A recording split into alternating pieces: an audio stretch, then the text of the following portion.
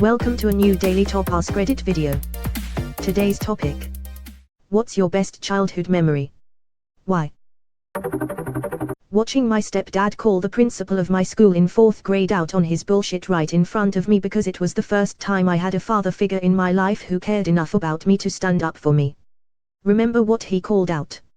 My principal kept making BS claims that my mom wasn't properly taking care of me. Clean clothes at sea. My mom is a at freak, so I had clean clothes at sea 100% of the time, and I never had issues about going hungry or anything of the sort. To this day I cannot understand where the claims were coming from, but they stopped after my stepdad called him a twat who doesn't do his job properly, who needs to get his head checked. There was one day in the summer of 2003 when me and all the neighborhood kids just hung around outside. We flew kites, played sports, got ice cream from a truck, etc. We spent the whole day outside doing fun stuff. I remember going to bed thinking that it was a perfect day. I still think about it sometimes. I'll always miss the general feeling of summer growing up. It felt like it would never end. Just days on end of waking up, having breakfast, then playing video games, heading over to a friend's house to swim, riding bikes, playing baseball in the street, barbecues, road trips, etc. No responsibilities, no stress, no work, no school, just having fun outside with friends all day for months. I started working during the summers when I was 15 or 16, and it was pretty fun work, but I had a moment pretty early on where I realized that the last totally obligation-free summer I would have had already passed. That was a tough one. Growing up I didn't realize how poor we were. My parents were amazing at providing for us. We loved watching baseball games and I wanted to go to a game so bad. We never couldn't afford it.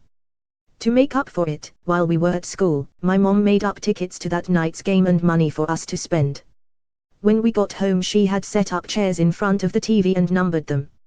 Gave us the tickets and money and told us to go clean up before the game.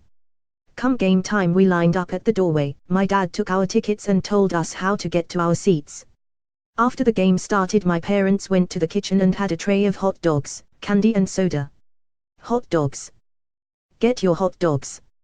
We got out the money my mom made and bought whatever snacks we wanted.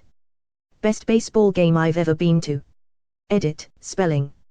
Edit 2, I'll dedicate the gold to my parents and spread the love. This genuinely made me tear up. No idea why, but it makes me realize how lucky I was growing up, always able to go to football, soccer, games whenever I could. Sounds like your parents were great. I tear up whenever I tell it. It was awesome. I never knew we were as poor as we were until I grew up. We had more than we should have. Being a farm kid, sitting behind my older sister on a horse, ambling around our yard in the dark, looking up at the stars while my sister sang with the softest, most beautiful voice I've ever heard. I fell asleep leaning on her back as she sang. Epilogue. The next day at school I tried to eat a stick of chalk to make my voice softer like my sister's. It was a terrible failure. Yeah, it's big brain time. And I was the smart kid, so embarrassing. 8th grader Amada, my first hard crush, telling 5th grade me that I was cute on the school bus. I don't know if I've ever been quite that happy again in the entire rest of my life. Don't tell my wife and kids I said that. That was a really sweet thing for her to do. 8th grade girls aren't exactly known for their inclusiveness and tenderness. My stepfather designed theater sets and installed a jungle design in my room after the play was over. I work in theater, I'm backstage right now, and this really made me smile. The reason we do this is to create that moment of wonder and joy in others. Thank you for sharing. Thank you. Creative minds like yours made my childhood. He used many set props like the huge Wizard of Oz mask he made. We used for Halloween, built me a dollhouse out of cardboard with real electricity and everything. He gave me such an appreciation for fine arts, and I even thank him for making me work on his sets growing up. Take care and hope you have success with your play. I was maybe 5 or 6, and I woke up in the middle of the night to use the restroom. It was that perfect time where everything is quiet and dark and it just feels so still. When I walked through the living room my grandfather was sitting in his chair at the table, drinking whiskey and eating buttered saltines. He invited me to sit with him and have a snack, which felt amazing to me since individual time with him was extremely rare. The room was lit only by the warm glow of the light from the kitchen. I don't remember if we talked except for when he told me I'd better be back off to bed, but I remember how it felt. I remember his presence. How big his silhouette looked, sitting across from me. How calm and soothing it was just to be there. It's that kind of memory that just wraps itself around you and envelopes you in warmth. It's one of those moments where everything falls away and nothing else exists. Just dark, quiet, and some buttered crackers. He died of cancer not long after that, and that's one of the only memories I have of him. Very lovely imagery. I made my own little mental image of what you wrote and it felt like I was there. You should consider writing some short stories. Thank you. I'm glad you liked it. I used to write, but it kind of fell by the wayside for other passions. Not fucking thinking about tomorrow. Just woke up, hooked up with friends, spent all day playing stupid games, laughing, fighting, discovering. Nowadays if I have half a day to myself I think about how I can use it to do something work related so that I can take it easier on the working days. How bittersweet growing up is. Honestly, it's just bitter. Family vacation to Colorado to ski. They piled all the grandkids, me and 7 of my cousins, in the back of the van and removed the bench seats, replaced them with air mattresses. They hooked up a TV and VHS player and we all watched the original Scream movie while eating road trip snacks and annoying the life out of our grandparents. We stopped the moment we got to where there was snow to have a giant family snowball fight. We took pictures the whole ride on disposable cameras. I think my older cousins mooned a few unsuspecting strangers. 18 hours there and 18 hours back and the ride was just as good as the actual vacation. Scream is a great movie to watch on the road. My whole family shares a love of Halloween and scary movies, so I know it must have just come out on video and we begged our grandma to get it for us. Having lunch and getting ice cream with my mum and dad when I was 9 in London. My school had organized a school trip and gave me special permission to see my dad instead of going to the Science Museum. We rejoined them later to go see cats. Dad works away from home back then, we didn't see him often, maybe a couple times a month if we were lucky. We all got lunch, in near Portobello Road and then went to get the ice creams. My dad got a particularly huge one to my mind, it was like 7 scoops, everything seems massive when you're a kid, and it all fell onto his tie. We laughed, talked about music and their lives in London before marriage / kids. We walked down the street, holding hands, me in the middle. I know it's such a non-event memory. I'm the youngest of 3 and this was the first, and possibly last time, I spent alone time with my parents, just us 3, like I was their only kid. It made me feel special. I cherish this memory so much.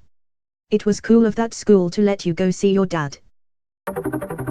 When I first figured out how to play drums. It was such a stereotypical movie moment, but I used to always play on an electric kit, not very well, but as soon as I sat behind an actual kit, something clicked in my brain and my hands could move like they hadn't before. If that moment hadn't happened, I don't think I'd be where I am today.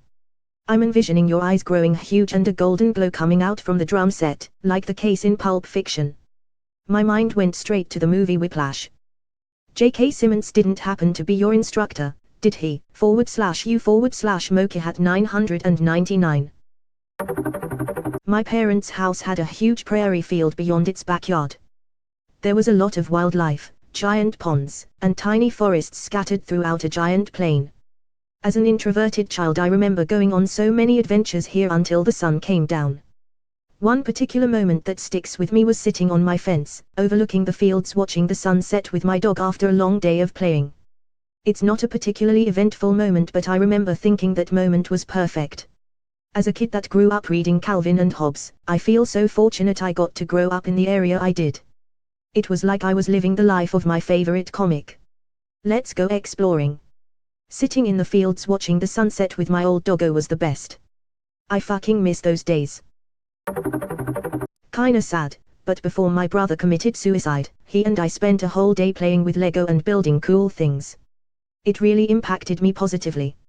I was about 9 at the time. Edit, Lego not Legos.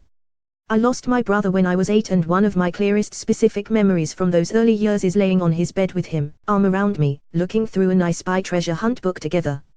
Finding stuff together and him teaching me what certain words meant that the book was asking for.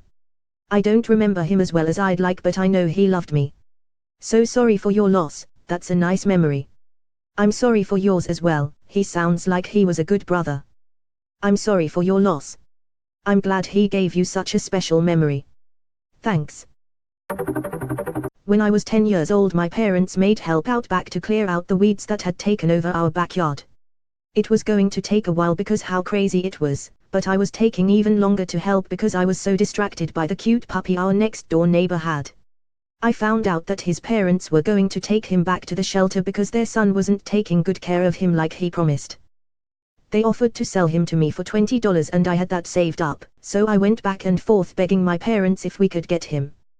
They finally caved and he became our. I named him Snoopy and have never been as happy as I was that day. I was an only child, so I looked so much forward to having a dog to play with and go on adventures with. It's definitely my favorite memory, because he meant too much to me in the almost 17 years he was a part of my life. Here is the first picture I have of us together, where you can see on my face just how happy and excited I was. Dogs are fantastic.